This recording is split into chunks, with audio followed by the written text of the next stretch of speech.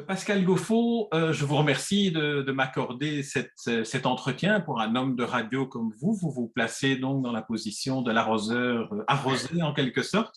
Alors nous nous rencontrons à l'occasion de la parution d'un récit que vous publiez aux éditions Esperluette, La nostalgie de l'aile, un récit dont le livre est accompagné de photographies de Laurent Quillet dont nous aurons l'occasion de parler.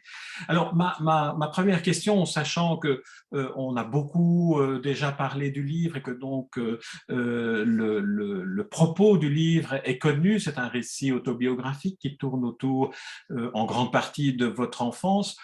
J'aimerais qu'on aborde plutôt la manière, le pourquoi, le comment de l'écriture de ce livre. Alors, ma première question est comment est né le projet d'écrire ce livre? Est-ce que c'était au départ une écriture destinée à devenir un livre? Non, non, je n'ai jamais pensé, écrire un livre, je ne me considère même pas comme un auteur. En fait, je serais plutôt, comme François Jacquemin, le disait, un promeneur désemparé. Ah, une belle formule.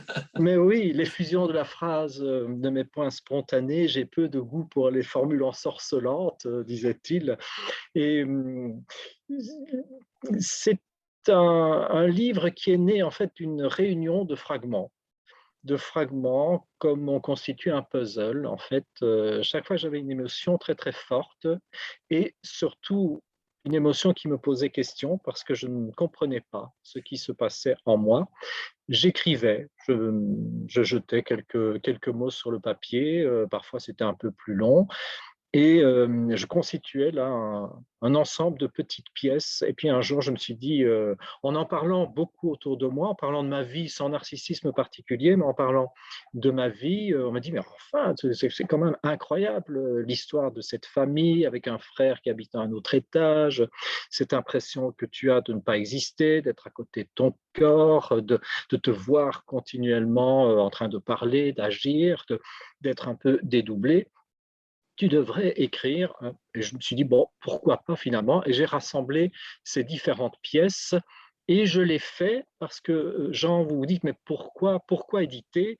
Moi, je n'ai pas envie forcément de laisser des traces. Et pourtant, étonnamment, à la radio, je suis assez scrupuleux par rapport aux archives. Quand je rencontre des personnes, des personnalités, eh bien, j'archive de manière méthodique, presque obsessionnelle. Et pourtant, je me dis non, je n'ai pas envie vraiment de laisser de traces et éditer. Alors là, pour moi, c'était assez incroyable, presque inacceptable, il y avait une espèce de paradoxe en se disant, tiens, je n'ai pas l'impression d'exister, en même temps, je vais laisser une trace. Et récemment, enfin, j'en ai parlé il n'y a pas longtemps, peut-être vous en avez entendu cet entretien sur la première, j'étais extrêmement perturbé parce que la première phrase du livre commence par un je, par le pronom de la première personne. Et je dis, pour quelqu'un qui dit ne pas exister, il y a quand même une ambiguïté totale à commencer par je suis né malgré moi. Et puis j'étais assez content qu'il y ait cette formule malgré moi, comme si ça me dédouanait un petit peu en me disant, bon, ben là, tu as quand même une excuse et donc tu peux continuer à employer le jeu. Mais je l'ai fait tout d'abord pour mes enfants, parce que je me suis rendu compte qu'il y avait un secret de famille qui pesait dans mon sac à dos. Et quand j'ai appris, mais tardivement, le secret de famille, tout s'est éclairé. Et je voulais que mes enfants aient un père transparent. Mais j'aurais pu aussi, je me suis dit, mais enfin, tu aurais pu aussi donner le manuscrit à tes enfants. Et puis, mais non, tu Ouais. le mets dans le domaine public. Je crois que je suis arrivé à un moment de ma vie où j'ai envie d'être vraiment transparent et qui est entre moi et le reste du monde, qui est pas de maquillage. On maquille toujours un peu la vérité. On ment pas vraiment. Et en même temps, oui, on se met un peu de maquillage. Et moi, j'avais vraiment envie vraiment d'être le plus transparent possible. Et je me suis rappelé une interview que Raymond DeVos m'avait accordée. DeVos qui racontait toujours des histoires, il puisait dans l'imaginaire et j'avais dit, mais finalement, Monsieur DeVos, vous mentez d'une certaine manière parce que l'imaginaire, ça vous permet d'extrapoler et dire oui, oui, effectivement, mais alors, est-ce qu'il y a un mensonge que vous regrettez? Et pour une fois, j'ai senti Raymond DeVos être en porte-à-faux avec lui-même. Je pense qu'on ne lui avait peut-être pas posé cette question. Et il me dit oui, mais j'ai pas envie de répondre parce qu'il y a des mensonges, je ne suis pas fier de ces mensonges. Mais vous savez, la vérité, elle est au fond du puits. Et puis, à force de la maquiller, de la transformer un peu dans vos relations avec les autres, ça, vous jetez le seau dans le puits, et puis vous remontez le seau pour voir où est la vérité. Et dans le seau, il y a de la flotte. Et ça m'avait vraiment hyper touché parce que je me suis dit, moi, j'ai pas envie. J'ai pas envie qu'il y ait de la flotte entre moi et le reste du monde. Voilà. Alors, c'est aussi simple que ça, mais c'est mon premier et c'est mon ultime livre. Il n'y en aura pas d'autres.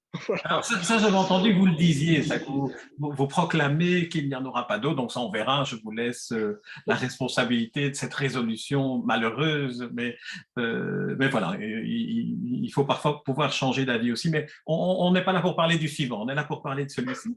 Alors, lorsqu'on fait de la radio, on sait que la radio est aussi un métier d'écriture, que ce n'est pas seulement, sauf en interview ou en direct, ce n'est pas seulement un métier d'improvisation, c'est aussi un métier d'écriture. D'autant plus avec ce que la radio que vous pratiquez, vous, pour une grande part, qui est la critique d'art, le commentaire sur des expositions, sur les arts plastiques ou la littérature. Et donc, il y a là une écriture qui permet, pourrait-on dire, de formuler par l'écriture pour dévoiler, pour comprendre, pour partager une œuvre d'art. Est-ce que, dans le fond, l'écriture n'a pas été, dans ce cas-ci, pour vous, et vis-à-vis de ce secret de famille, aussi une manière d'utiliser l'écriture pour dévoiler, comprendre, partager, et il fallait pour cela formuler par l'écriture. Oui, oui, effectivement. On n'a que les mots. Excusez-moi mais j'ai souvent François Jacquemin dans ma tête. François Jacquemin qui dit « Je n'ai que les mots pour me déclarer démuni ».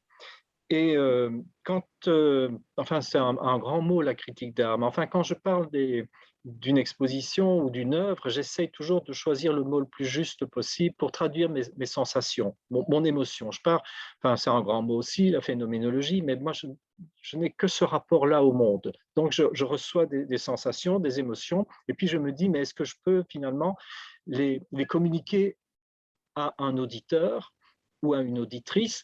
Est-ce que je suis dans le carnet intime ou alors mon singulier peut s'universaliser, c'est un grand mot aussi. Est-ce que j'ai le droit de le faire? Et donc, j'essaye de trouver aussi des arguments pour pouvoir le faire.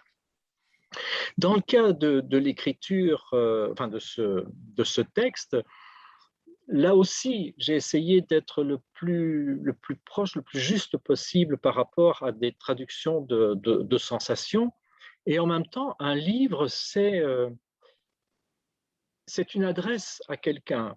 On a envie de sortir de sa solitude et de l'adresser. Enfin, je veux dire, chaque fois qu'on parle, chaque fois qu'on utilise les mots, c'est pour communiquer. Ce sont des outils de communication. Et en même temps, est-ce que c'est vraiment possible?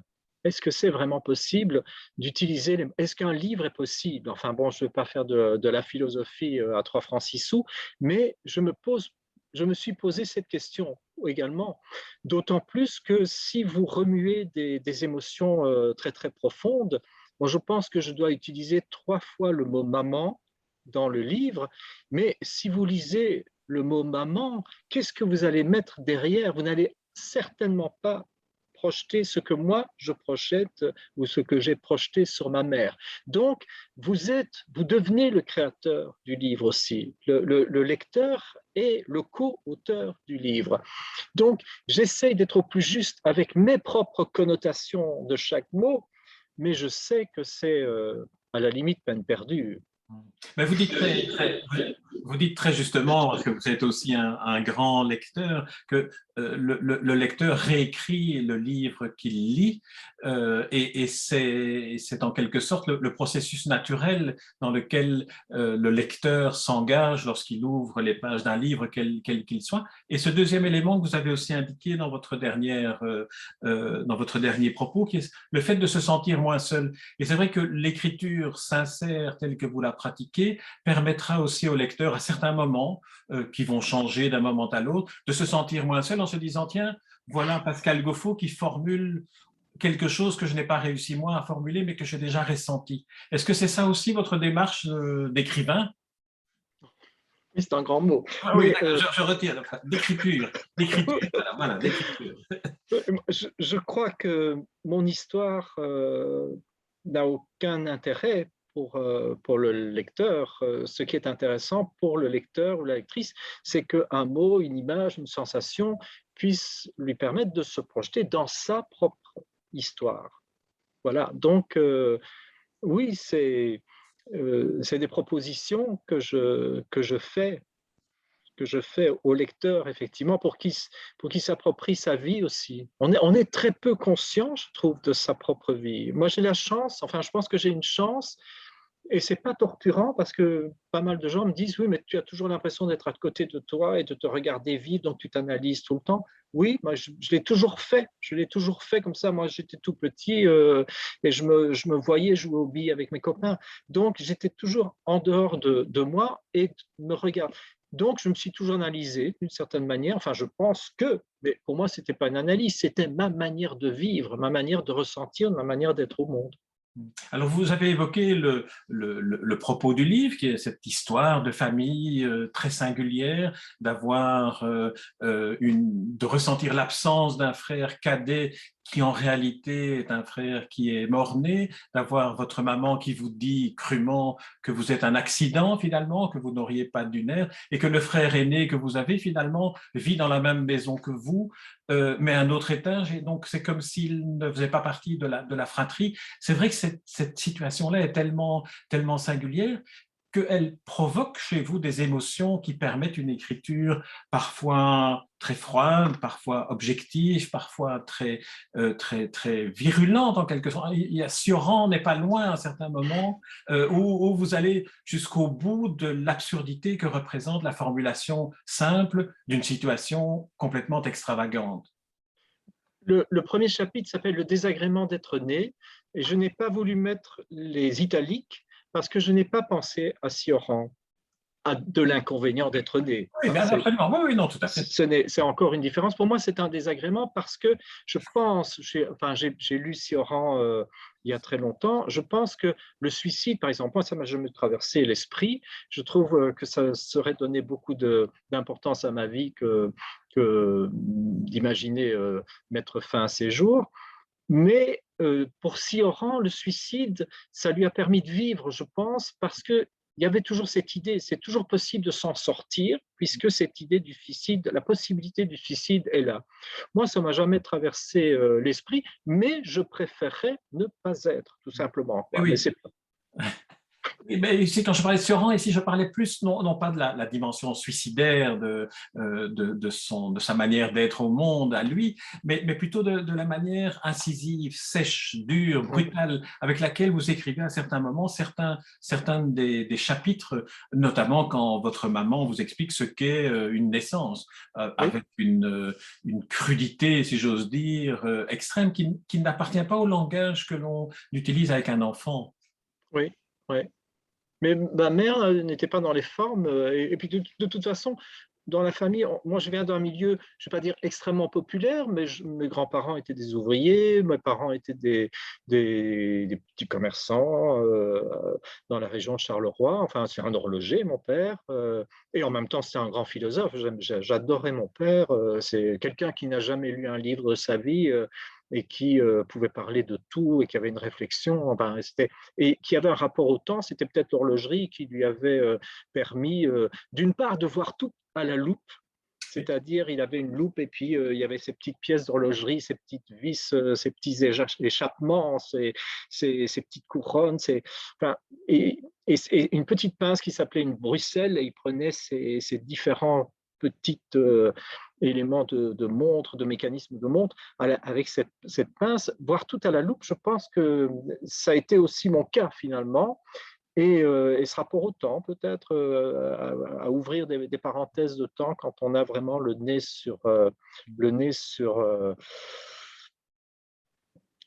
des petits détails, mais qui renvoient à des choses énormes finalement, quoi, hein, comme un caillou dans la chaussure. Oui, oui, oui, qui ne nous quitte pas. Oui, qui ne Alors, nous quitte pas.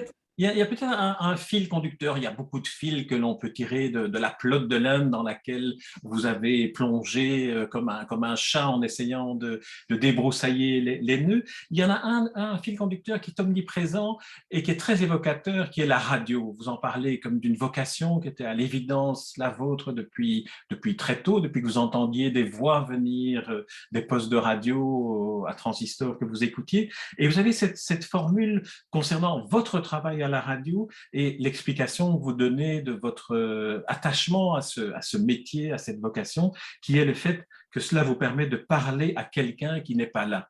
Alors j'aimerais que vous développiez ça parce que c'est tellement vrai, c'est tellement juste, mais en même temps on parle à quelqu'un malgré tout. Oui, oui, on parle à quelqu'un, mais physiquement, on parle à quelqu'un qui n'est pas là, parce que quand vous êtes seul dans votre studio, bon, vous parlez à un auditeur, une auditrice, et cette personne n'est pas présente à vos côtés.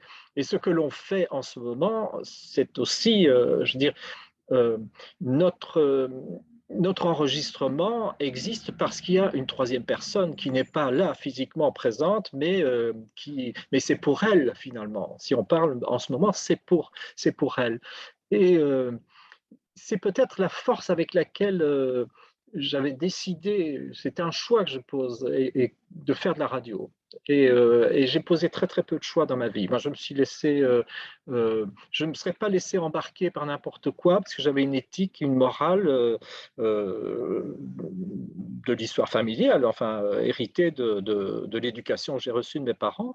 Mais dans les choix que je pouvais poser par rapport à des orientations personnelles, professionnelles. Bon, j'avais toute l'attitude, mais là, c'était une décision. Je voulais faire de la radio. C'était une décision, comme une autre décision, c'était de ne pas faire d'enfant. Voilà, ce sont les deux seules décisions que j'ai prises dans ma vie.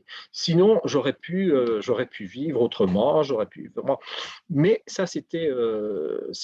Et quand j'ai appris le secret de famille, c'est-à-dire l'existence de ce frère mort, je me suis dit, mais et c'est évident, c'est évident. Quand on est à la place d'un mort, on est un accident, mais on est à la place d'un mort, on a grandi dans l'imaginaire familial en remplaçant cet enfant mort.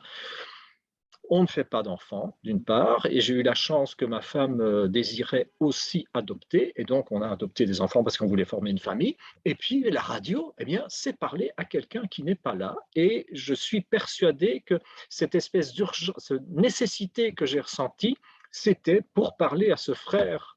Ma mère disait toujours qu'elle ne pouvait faire que des fils, enfin des garçons, dont je pense que c'est un fils, et donc que c'est un frère. Donc j'ai fantasmé sur le frère, sur le manque du frère. Mais Alors, il y a voilà, c'est l'absence physique de l'autre, et la radio, c'est ça en fait. Vous vous adressez à quelqu'un qui n'est pas là. Alors la radio, c'est aussi la possibilité de rencontre, même si vous dites assez durement que le métier des médias est un métier d'imposture ou un métier d'imposteur.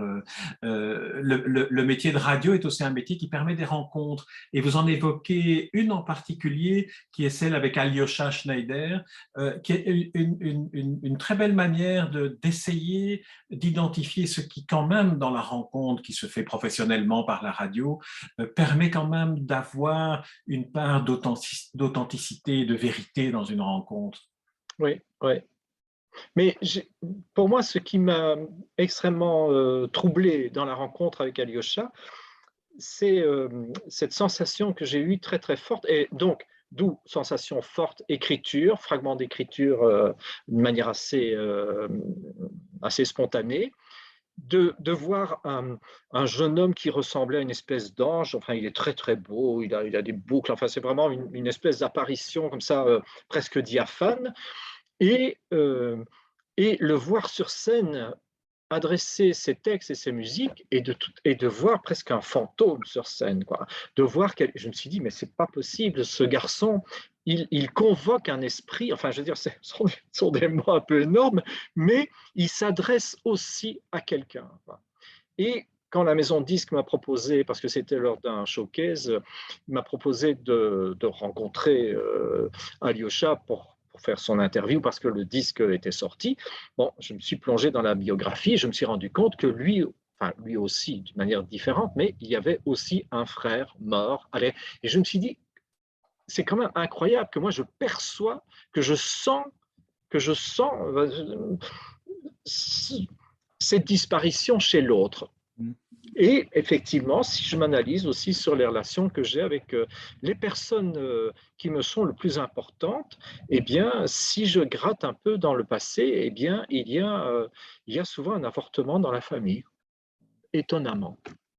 Alors, on a évoqué le mot ange, qui est aussi un mot qui revient, qui est un fil conducteur, qui est une évocation dont vous décrivez très très bien la fonction de l'ange en quelque sorte, en l'identifiant dans certains moments merveilleux du quotidien où on ne voit pas l'ange, mais on devine qu'il a été là, qu'il a été pressenti à cet endroit-là. Et puis un autre ange qui est ce deuxième Philippe, puisque votre frère aîné se prénomme Philippe, ce deuxième Philippe que vous rencontrez par hasard à la fin d'un cours que vous donnez dans un amphithéâtre à l'université, tout d'un coup apparaît une figure qui est comme une figure d'ange et qui accompagne une partie, la troisième partie du livre, si je me souviens bien. Alors, qu'en est-il? Est-ce que c'était l'incarnation du frère mort ou est-ce que c'était ce que vous auriez voulu que soit le frère Philippe qui porte le même nom? Ah non, je pense que c'est incarnation, c'est un mot difficile. C'est vraiment un mot difficile pour moi parce que comme le rapport au corps est presque inexistant bon, ou malgré moi aussi, je ne parlerai pas d'incarnation. C'est une espèce de miroir, je pense. Euh, mais c'est un jeu un, un peu, un peu troublant de se dire qu'on est à la place d'un frère mort et qu'à un certain moment, une personne apparaissant, vous avez l'impression vous-même de disparaître et donc vous vous dites que peut-être qu'il y a un jeu de chassé-croisé ou de remplacement entre cet enfant mort, mort-né, comme vous le dites, et cette irruption dans la vie d'une personne qui vous remet en question totalement à telle enseigne que vous semblez disparaître. Moi, en la présence de ce Philippe, j'avais l'impression d'être mort, mais d'être conscient d'être mort. Et c'était une sensation vraiment extrêmement perturbante, même pas angoissante, mais vraiment pénible, extrêmement pénible. Donc, c'est presque pour moi, c'est pas un ange, c'est une personne à part entière. L'ange, c'est celui qui orchestre la relation, c'est celui qui orchestre le hasard des rencontres. Et je parle de l'ange Uriel parce que c'est l'ange du feu. Je pense que c'est l'ange qui, Jacob a combattu l'ange Uriel dans le combat de Jacob et l'ange. C'est un ange, bon, terrible, hein, je ne veux pas citer Rilke, mais c'est un ange terrible parce que après son passage, vous êtes modifié. Je veux dire, le hasard se transforme en destin, quoi. Vous ne voyez plus le monde de la même manière. Moi, d'avoir rencontré ce Philippe, c'était en 1994, bon, je n'étais plus pareil, j'avais changé, j'avais vraiment changé. Et ce n'est pas une incarnation, c'est une espèce de miroir de moi-même, d'une certaine manière. Ce qui est une manière de voir ce qu'on donne à voir aux autres aussi, le miroir. Ouais. Ouais, Ne jouons aussi. pas sur les mots, mais c'est. Alors peut-être encore deux éléments que j'aimerais évoquer avec vous. Le premier, c'est l'évocation de certains lieux comme Coxyde et Saint-Malo. Ce sont deux lieux qui sont à proximité de la mer, qui sont aussi à proximité de l'enfance. Et alors vous citez Châteaubriand, parce que Saint-Malo, évidemment, est associé enfin évidemment, est associé dans votre souvenir à ce professeur, Monsieur Dujardin, qui vous a dévoilé les mémoires d'outre-tombe. Et alors, moi, j'étais frappé de voir que la citation que vous indiquez commence quasi exactement comme le début début, l'incipit de votre livre. J'étais presque mort quand je vins au jour, dit Chateaubriand. Je suis né malgré moi, je ne voulais pas, dit Pascal Gauffot. Il y a comme un parallélisme comme ça qui survient entre les deux aventures littéraires. Oui. Le plus étrange, c'est qu'au collège, quand le professeur, Monsieur Dujardin, a lu cet extrait, j'étais sous le choc et rentrant à la maison, je dis à mon père, je voudrais aller en Bretagne. Et mon père, qui était vraiment l'homme le plus gentil qui existait, il m'a dit, oui, gamin, on ira en Bretagne. Et donc, on est allé à Saint-Malo. Et, et en relisant ce texte, je me dis quand même, où Chateaubriand dit situé en l'extrême pointe de l'île, où ma mère m'infligea la vie, le, le frère infortuné que j'ai toujours porté dans le malheur, puisque lui aussi, bon, je dis, je veux dire, il y a, j'aurais envie de dire, il n'y a pas de hasard. Comment se fait-il que je flaire cela? Isabelle Hébrard aussi, voilà une auteure, journaliste, écrivain, exploratrice, voyageuse. Récemment, je me suis dit, tiens, si on m'interroge, parce que j'ai cette citation en tête, on ne peut pas tomber plus bas que soi-même, qui est une citation magnifique d'Isabelle Hébrard. Et je me dis, mais bon, si on m'interroge sur Isabelle Hébrard, parce que moi je ne suis pas un grand spécialiste, je vais quand même relire sa biographie et je me rends compte qu'il y a aussi un suicide d'un frère d'Isabelle Hébrard dans la vie d'Isabelle Hébrard. Je veux dire, c'est quand même incroyable. Moi, je suis surpris par une espèce de sensibilité que j'ai, sans être une personnalité morbide, à la mort et aux frères disparus et à l'absence, et comme si j'étais un chien et que je flairais cela continuellement chez l'autre. Mais peut-être aussi que est-ce à partir du moment où vous décidez de formuler par l'écriture ces sentiments, ces sensations qui vous habitent depuis l'enfance, depuis le tout début de votre vie consciente, peut-être est-ce à force de formuler que vous identifiez aussi plus sensiblement chez les êtres ce qui fait qu'ils vous ressemblent par ce destin-là, par ces destins-là. Oui, peut-être, mais en même temps, je veux dire, il y a du ressenti et puis il y a de la réflexion. Moi, je n'agis pas autrement. Donc, je suis touché par cette phrase d'Isabelle Hébrard et puis je vais voir qui est Isabelle Hébrard. Vous voyez. Donc, il y a aussi l'écrivain Emmanuel Bove que vous citez, dont vous citez la biographie qui porte le titre que vous auriez pu adopter aussi, La vie comme une ombre. oui, oui, oui. Ah oui, Emmanuel Boff, c'est vraiment un auteur de chevet, de chevet, je sais. C'est, ouais, c'est bon. Je suis bouleversé par Bob. Je pleure en lisant Bob. Et là, vous l'avez découvert à quel moment? Vous l'avez découvert en écrivant votre livre ou bien Non, vous non, l'avez non, non. découvert depuis tout le temps, il est avec vous? Oh non, non, non, je l'ai découvert, oh là là, je l'ai découvert dans les années 90, je pense, oui. C'est quand j'ai commencé à la radio, à travailler à la radio, il y avait Anne-Marie Laferre, il y avait Jean-Michel Minon, il y avait euh, Jean-Pierre Van Tighem aussi, qui était vraiment le responsable des arts plastiques à l'époque. Et je pense que c'est un livre que Jean-Michel Minon m'avait passé, Mes amis d'Emmanuel Bove, et puis Bécon les Bruyères, qui est aussi c'est un chef-d'œuvre. Pour moi, c'est vraiment un chef-d'œuvre de la littérature. C'est un tout petit livre d'une cinquantaine de pages, comme une petite nouvelle.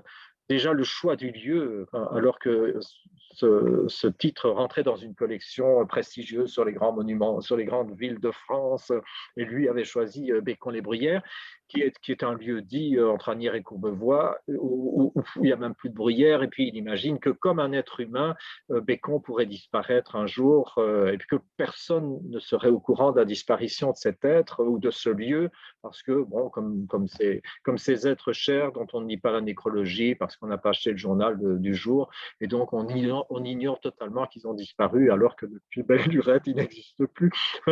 Il y a une... Oui, effectivement, comme vous le dites, une ombre, j'aurais peut-être pu choisir, ça aurait été prétentieux, mais c'est vrai que ça me colle à la peau aussi.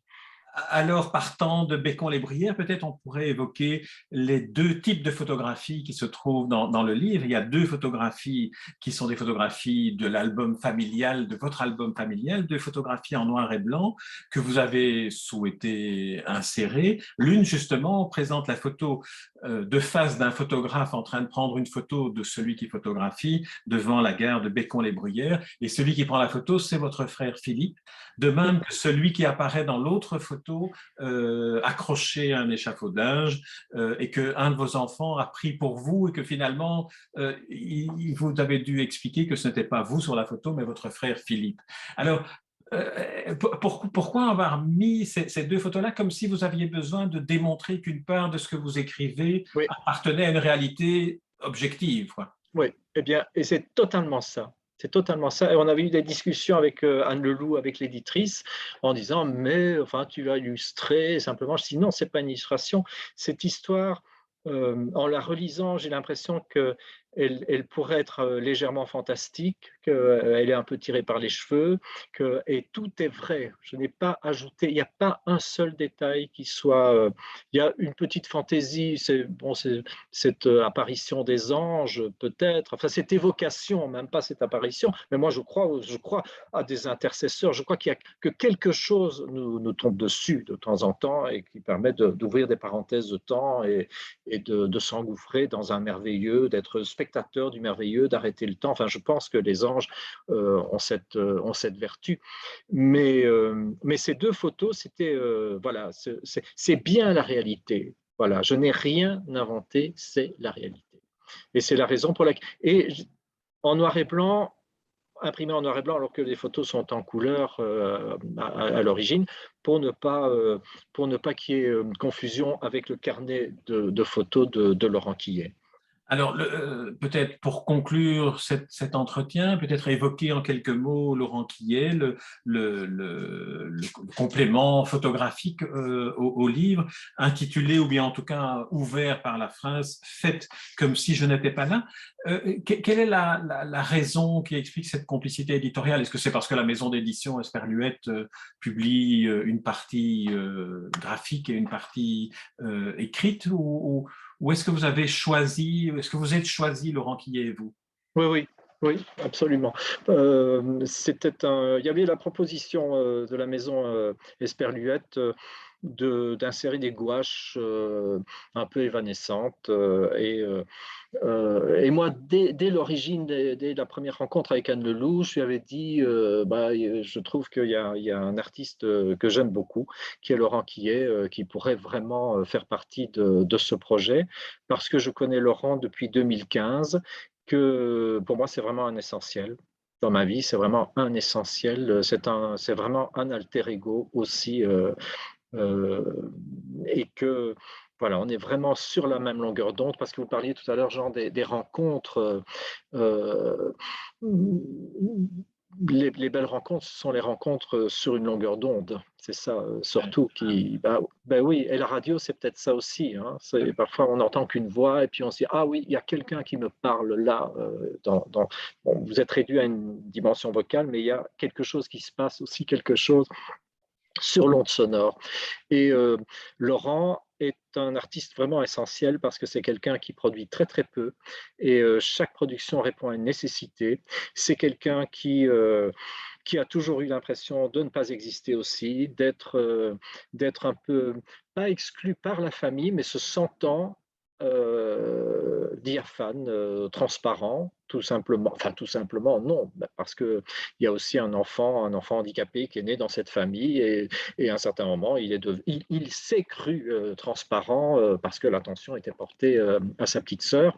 Et Faites comme si je n'étais pas là, c'est une série donc d'images de l'enfance, mais il se fait disparaître, il se gomme légèrement, donc c'est presque une présence fantomatique qui apparaît à l'image, et étonnamment, presque paradoxalement, euh, on ne voit plus que cet effacement, alors que les personnes de la famille tout autour sont bien présentes, elles. Absolument. Et c'est d'ailleurs un complément bouleversant au livre parce que lorsqu'on a lu le livre et qu'on découvre les photos, on se dit, tiens, est-ce que ce sont des photos qui pourraient être une sorte de parabole de l'histoire qu'on vient de lire, c'est-à-dire une visualisation. Et là aussi, la photographie de l'enfant absent, elle est réalisée finalement. On réalise la photo d'un absent. C'est assez vertigineux comme sentiment. Oui, et je trouve que la photo universalise le propos. Parce que le récit, enfin le texte, euh, le texte, il est singulier. J'ai essayé effectivement de ne pas donner dans le pathos, d'avoir une espèce de froideur parfois qui permette au lecteur aussi de ne pas larmoyer et de se poser également, lui, avec sa propre histoire. Mais je trouve que les photos universalise vraiment le propos parce que c'est tout enfant, c'est toute maman, c'est tout papa qui se trouve. Et Laurent transforme un texte en un livre par la couverture, par ce carnet et par le mot de la fin. Je préfère qu'on n'en parle pas trop, mais je trouve que c'est lui qui donne le mot de la fin et il résume une quarantaine de pages en un seul mot de 4 lettres dont une s'efface. Enfin, c'est un, pour moi, c'est un immense artiste.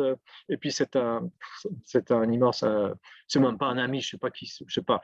Il ressemble à rien, Laurent, pour moi, mais il est présent dans ma vie, en tout cas. Je dis souvent même pas en boutade, mais quand je suis dans le 36e dessous du sous-sol de la cave et que je suis dans ma barque et que je rame contre vents et marées, contre mon manque, eh bien, il y a cet alter ego qui s'appelle Philippe, mais que je n'ai plus vu depuis 15 ans. Hein, je veux dire, mais il est là, il est présent avec moi dans ma tête, dans mon cœur, dans ma vie de chaque jour. Et il y a Laurent Quillet pareillement. Ce sont vraiment des alter ego, ce sont des piliers dans une vie. Alors, le mot de la fin, on ne le dira pas parce qu'en plus, en plus, il faut le voir. Oui, Il faut le voir, il faut voir la typographie, je veux dire, pour bien en prendre toute l'essence. Alors, Pascal Goffaut, je propose que nous nous quittions ici sur cette évocation de Laurent Quillet et puis de ce Philippe qui vous accompagne de la manière dont vous venez d'en parler. Et peut-être en vous disant simplement que même si les photographies de Laurent Quillet ajoutent à cette universalité du singulier que vous nous écrivez, le singulier tel qu'il est écrit suffit à être universel aussi, même sans les photographies. C'est vraiment un sentiment que l'on a en lisant ce récit et en formulant le vœu que vous renonciez à cette promesse que vous faites urbi et orbi de ne plus écrire de livres, ce qui est une résolution à laquelle il faut renoncer au plus tôt. Voilà. Merci Pascal Goffaut et à très bientôt. merci Jean, merci beaucoup.